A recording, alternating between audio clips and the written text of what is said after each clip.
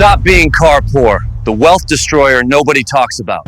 I'm looking at how the average American spends their money each month, and there's one category on there that's absolutely destroying people's chances of building wealth. Now, most folks have no clue which one it is.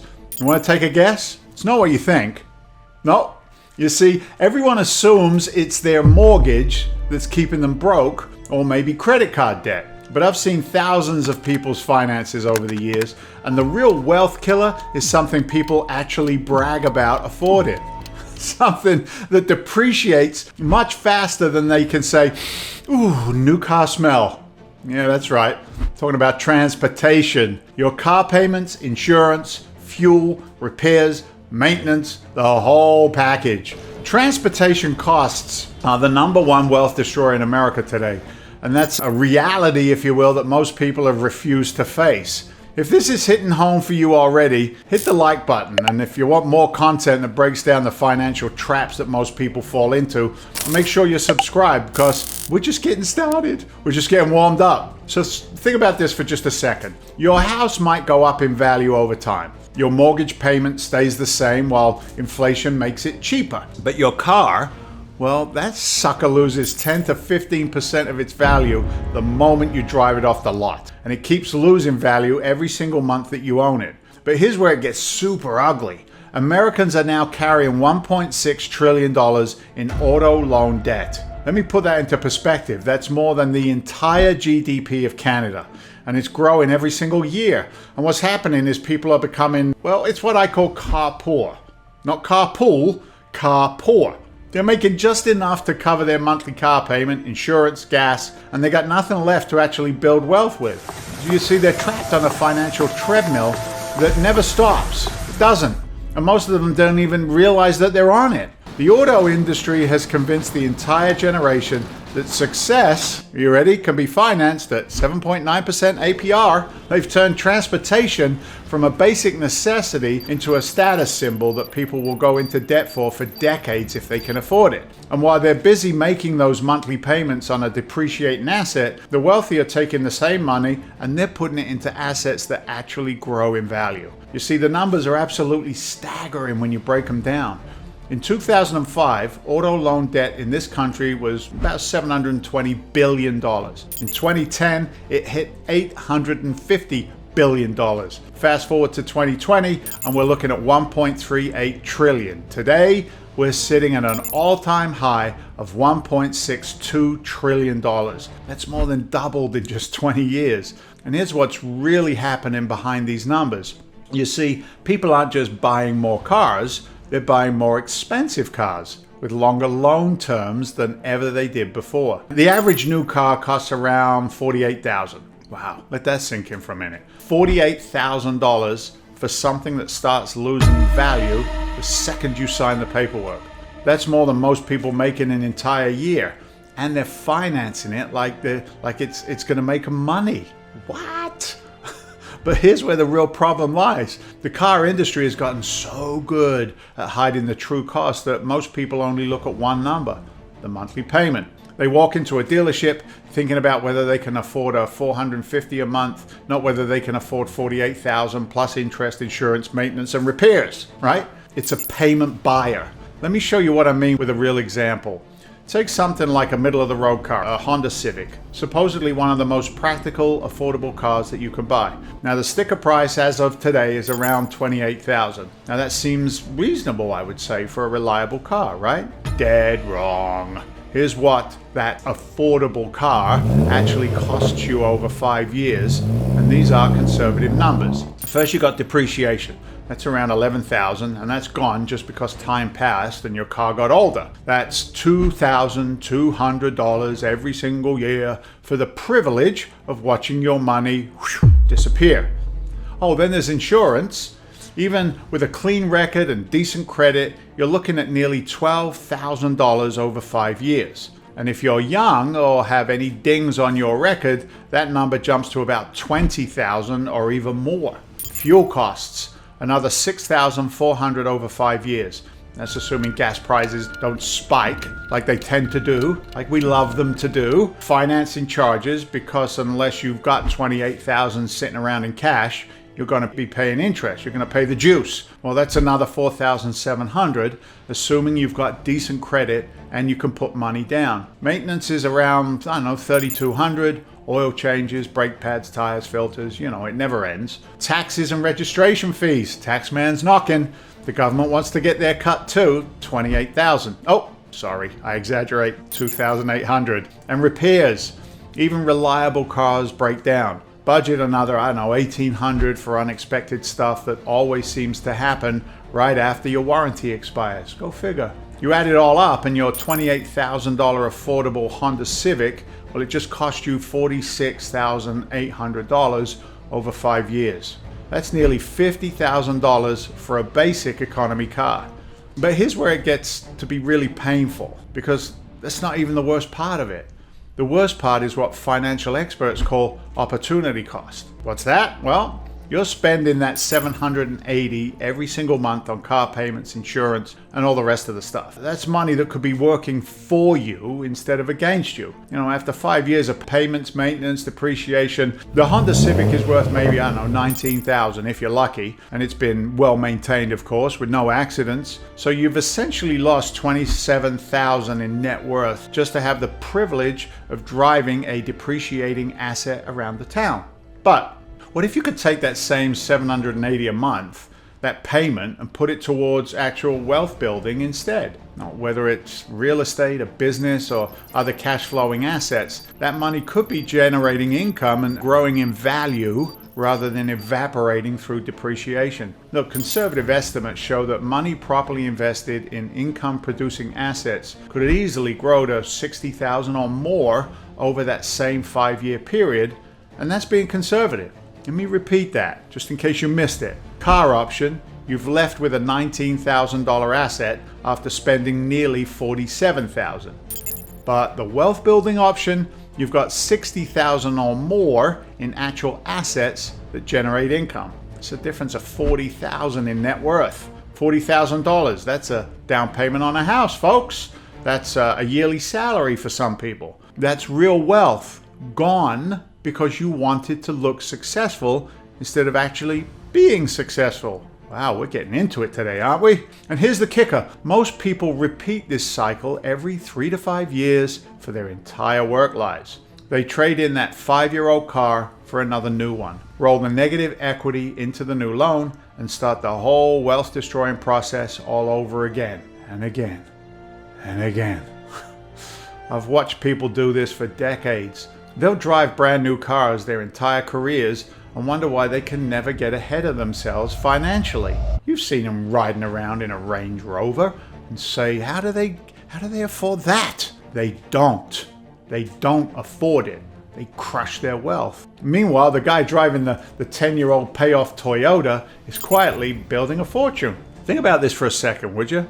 If you avoided just one of these wealth-destroying car cycles and invested that money instead, you'd have enough for a substantial down payment on a rental property. Do that twice, and you're looking at serious wealth building on that rental property. See, but most people never even consider this because they're too worried about what their neighbors think of their car. But the wealthy understand something that most people don't. Assets that go up in value make you rich. Assets that go down in value, well, they keep you poor. It's simple. It's not rocket science. While regular folks are financing depreciating cars, wealthy people are buying cash-flowing real estate, growing businesses, and building investment portfolios. They're not trying to impress anyone with their monthly payments. They're focused on building actual wealth. But here's what really gets me juiced up. It really does. The car industry has turned this wealth destruction into a status game, and people are falling far behind, and they're falling completely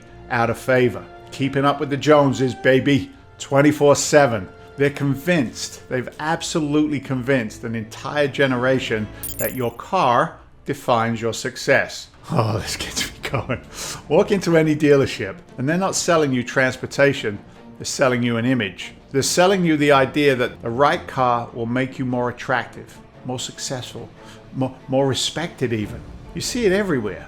Young guys stretching their budgets to the breaking point to drive a BMW or a Mercedes that they can't afford, thinking it makes them look like they've made it. Meanwhile, they're living paycheck to paycheck, one car repair away from financial disaster. And the marketing is absolutely ruthless. They don't show you the reality, sitting in traffic on Tuesday mornings, stressed about money, knowing you've got maybe 4 more years of payments on a car that's already worth less than what you owe on it. They show you success, don't they? Freedom, adventure, all the things that monthly payment definitely won't give you. So here's the truth nobody wants to hear. Driving an expensive car on a payment plan does not make you successful. Got it? Good. It makes you broke with good credit. The real wealthy people, they already know this. They know this. They've paid off cars. They understand that every dollar tied up in a depreciating asset is a dollar that's not working for them. They'd rather put the money into something that actually grows their wealth. But the pressure is real. Nobody gives you a pat on the back for driving a 10-year-old Honda that's paid off and running perfectly, do they?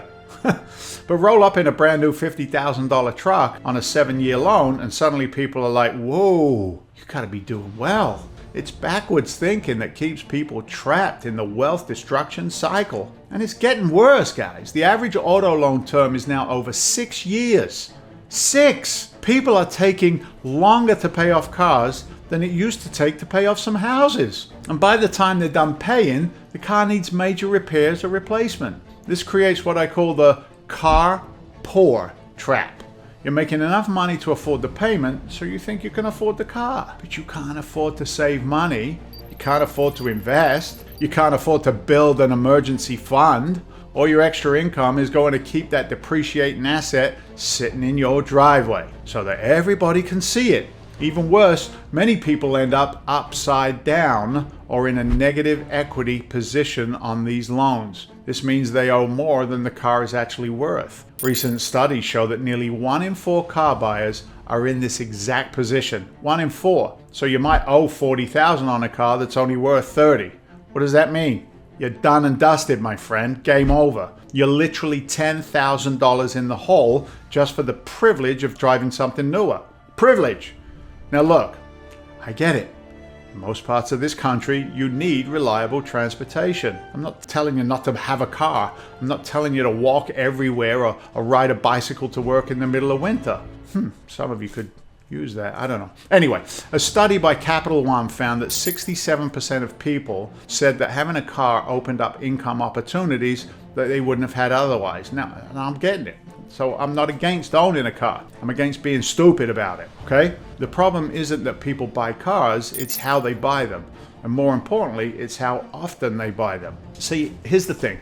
If you're smart about it, you can have reliable transportation and still build wealth. But you got to stop thinking like a consumer and start thinking like an investor. Let me give you 3 rules that can save you hundreds of thousands of dollars over a lifetime. Rule number 1, buy in what I call the sweet spot. This is when you buy a car that's 3 to 4 years old with about 30 to 40,000 miles on it. And here's why this works so well.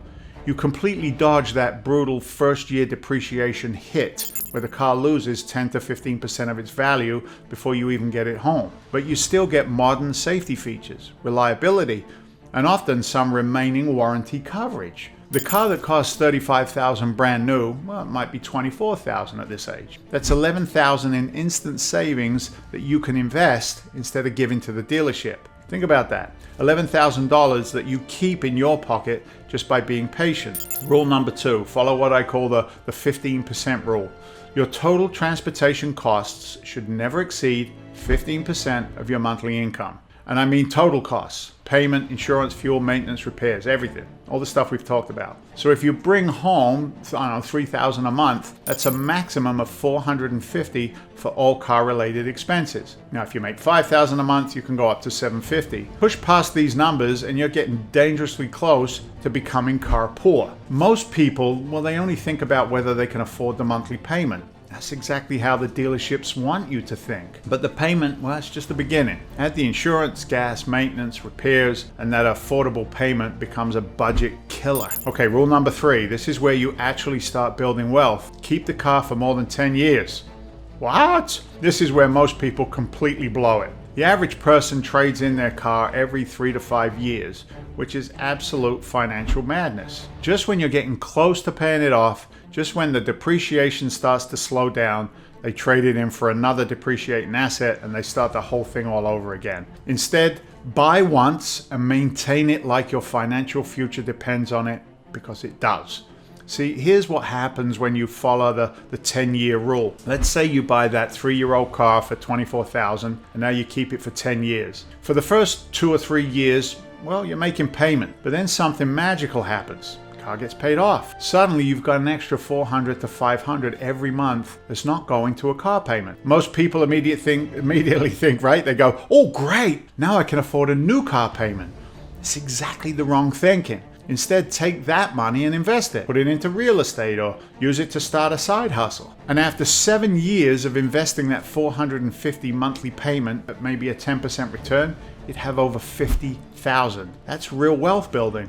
But here's where it gets really powerful. If following these 3 rules saves you just $300 a month compared to the typical new car cycle, that's $3,600 every year. Invest that at 10% annual returns, and that becomes more than $118,000 over 15 years. Think about that number, $118,000. That could be the down payment on a rental property. That could be your kid's college education. That could be your early retirement fund. All from making smarter car choices. Look, the math is brutal when you really break it down. The difference between smart car buying and a typical car buying isn't just a few $100s. It's literally hundreds of thousands of dollars over time. And here's what drives me crazy. Most people will spend more time researching which TV to buy than they will figuring out how to have 6 figures on transportation costs. Let me say that again. Most people will spend more time researching which TV to buy than they will figuring out how to save 6 figures on transportation costs. They'll clip coupons to save 50 cents on groceries, then go sign up for a $600 a month car payment without thinking twice. They'll shop around even, right, for the cheapest gas. My wife does this. And then ignore the fact that they're hemorrhaging every month money month after month in depreciation. See, here's the bottom line, and I want you to really think about it. Every financial decision you make has an opportunity cost. Every dollar you spend on something that goes down in value is a dollar that's not working to build your wealth. The wealthy understand this instinctively. That's why you'll see millionaires driving 10-year-old cars. It's not because they can't afford new ones. It's because they understand that cars are tools, not status symbols. Rather put their money into assets that make them richer, not poorer. But most people have it completely backwards. They want to look rich more than they want to actually be rich. So they finance the appearance of success while destroying their actual chances of building wealth. You got a choice to make. You got to make it right now. You can keep doing what everybody else does, chase the latest model, make those monthly payments, and stay trapped in the cycle that keeps you broke. Or you can start thinking like wealthy people do. Use that capital to actually build wealth instead of just looking wealthy. See, time is the one thing that you can't get back. Every month you spend making payments on a depreciating asset is a month that money isn't working for you. And the longer you wait to break this cycle, the more expensive it becomes. I've seen people in their 50s and 60s who've been making car payments their entire adult lives. They've paid for maybe 5 or even 6 cars over those decades. And what do they have to show for it? Nada, zilch, nothing. Maybe a 10-year-old car that's worth a few $1,000s if they're lucky. Meanwhile, if they followed the rules I just gave you and invested the difference, they'd be sitting on hundreds of thousands of dollars right now. Right now. So when should you start? I think now could be a good time, right? They'd have real wealth, wouldn't they? They'd have real wealth instead of a garage full of memories about cars they used to own. The choice is yours. But here's what I know for certain. The car industry is counting on you making the wrong choice. They're counting on you prioritizing monthly payments over total cost. They're counting on you caring more about what your neighbors think, what you actually have in your bank account and what that looks like. You know, they've built a $1 trillion industry on keeping people trapped in this cycle. Every 3 to 5 years, they want you back in the showroom. You get the emails, you get the flyers, you see the TV ads. They want to make sure that you're ready to trade in your old debt for new debt. Don't be their customer for life. Be smarter than that, please. If you want to build real wealth, you got to stop treating cars like investments and start treating them like the tools that they actually are. Get something reliable, keep it maintained, drive it until the wheels fall off, and invest the money that you saved into making more money.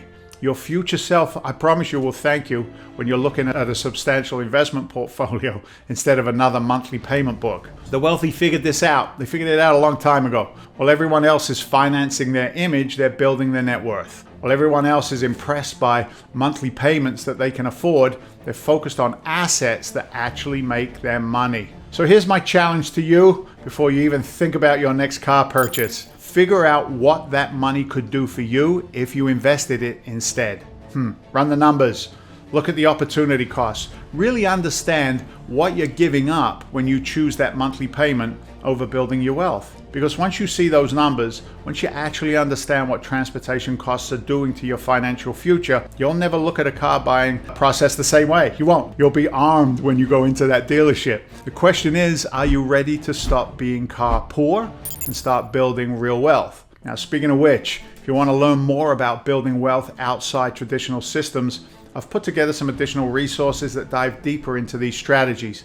Click on the link in the description below. Or you could visit legacywealthmasterclass.com, where you can learn how to get into multifamily deals by being what we call a deal finder.